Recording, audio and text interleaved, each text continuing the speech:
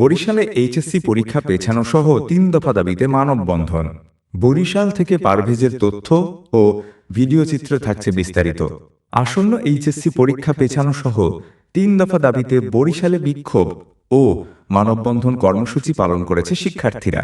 ১৭ই June মঙ্গলবার বেলা ১২টায় নগরীর নথুল্লাবাদ এলাকার বরিশাল মাধ্যমিক ও উচ্চ মাধ্যমিক শিক্ষা বোর্ডের সামনে জড়ো হয়ে বিক্ষোভ করে তারা।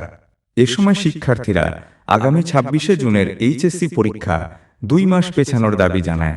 এছাড়া তাদের অন্যান্য দাবিগুলো হল এমসিকিউ ও সৃজনশীল অংশে যৌক্তিক পাস নম্বর নির্ধারণ করে মূল্যায়ন করা এবং ২০২৭ সালের নতুন কারিকুলাম প্রবর্তনের আগেই ২০২৫ সালের পরীক্ষার্থীদের ওপর নতুন নিয়ম চাপিয়ে না দিয়ে পূর্বের নিয়মে পরীক্ষা গ্রহণ করা।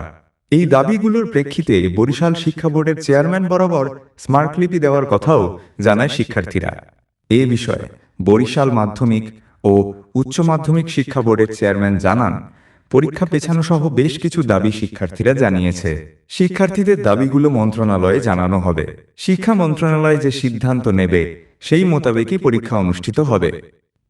শিক্ষার্থীরা বলেন, বরিশালে গতকালকে আমরা দেখেছি চট্টগ্রাম পটুয়াখালী বিজ্ঞান ও প্রযুক্তি বিশ্ববিদ্যালয় থেকে একজন আনসার বাহিনী আনসারের লোক উনি মারা গিয়েছে আক্রান্ত হয়ে, এবং বরিশাল যেটা ছড়াচ্ছে এটা আমরা তোমার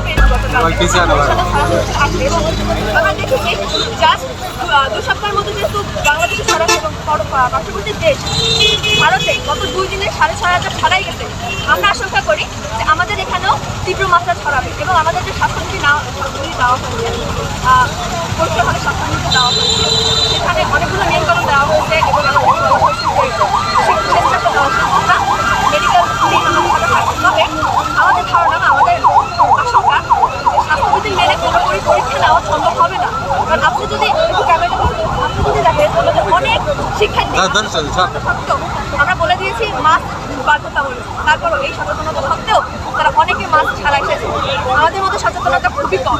যেটা এখন আপনারা কি চাচ্ছেন? এখন আমরা চাচ্ছি আমাদের 2 মাস পরীক্ষা আমাদেরকে কমপক্ষে 2 মাস পরীক্ষা পৌঁছাতে হবে। এই জন্য আমরা 51